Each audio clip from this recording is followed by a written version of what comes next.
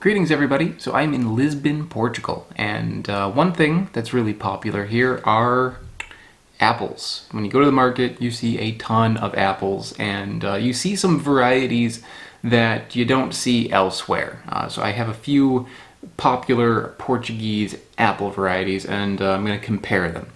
And you know, some years ago, I had the brilliant idea of doing an apple comparison when I was in Berlin, in Germany. I picked up like 8 apples because they had so many weird apples, and I ate 8 apples, and it made me sick. You shouldn't eat that many apples. It's the next day.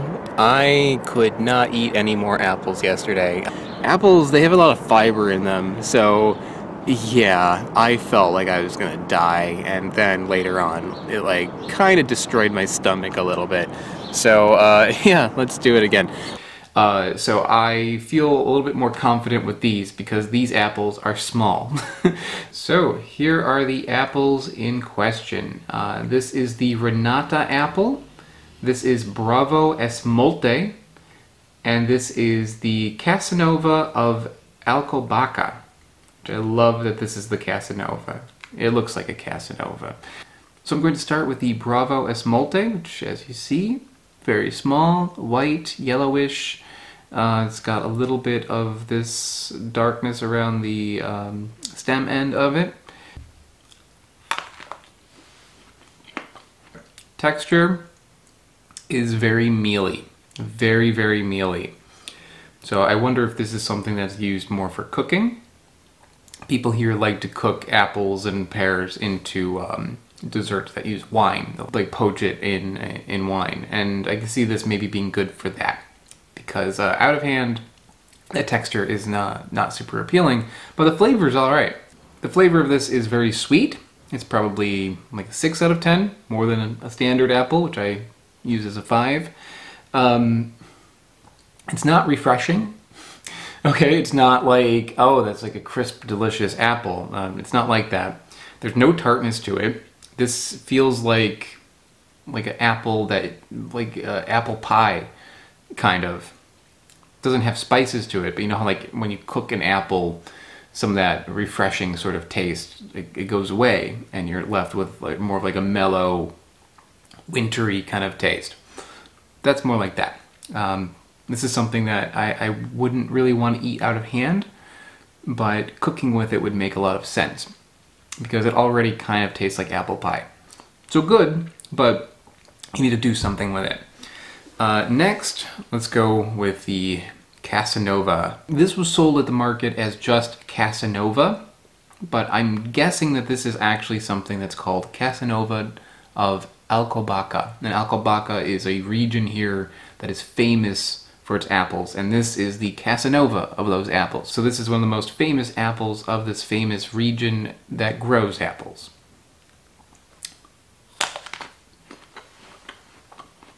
It's small in size, but it's very dense. It's actually kind of like a little bit heavy for its size. It's not especially crisp, but it's also not especially mealy or anything. Sweetness is standard. I give it a 5. Tartness is a little bit. I give it maybe a 1. It has a good strong apple taste, but it also has a little bit of little spice to it, maybe like a little bit, just a little bit of cinnamon in there, like that sort of taste. It's good. This is really good. I could happily eat these out of hand. I could cook with them. This would be this is a solid apple. Next, the Renata apple, and I like the way this looks. It's very squat and like a little saucer, and it's rough on the outside and brown. So when you hold it like this, it kind of looks like I'm holding a potato. But this is not a potato. This is an apple. And it's very often used in cooking. People cook this with wine. I believe they bake it. And if I see this for sale, like at a restaurant or something, I will review that too. But I don't think I have enough time. So we're just going to do it this way. Whoa, unexpected. It's really soft. It doesn't feel soft on the outside, but when you bite it, it just like turns into applesauce. Huh. I'm not sure how I feel about that texture. It's like mealy in a way, but the little bits of meal, they're very small.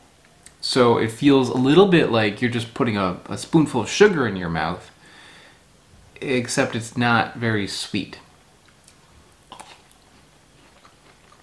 The sweetness of this is maybe a little bit less than your typical apple. I'd say probably a 4. And the flavor of this is fairly mild. You're getting like a nice apple taste in there, but there isn't really any of that cinnamony sort of taste. It's not, there's no tartness to it.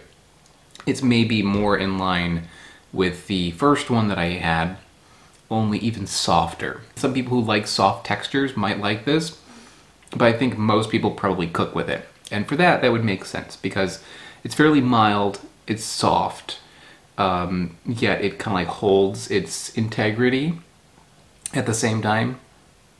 It's kind of strange. The texture of this is strange, but I could see that being useful if you were to poach it or bake it or something. I don't think I can really give these a proper rating because they are, I feel, used for something rather than eaten out of hand, except for this one. You know, this one I say is the best one out of hand.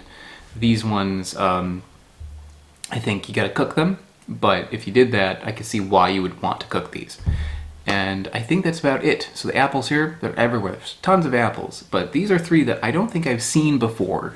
So it's cool to try a few local varieties, and hope you enjoyed it. I'll see you next time.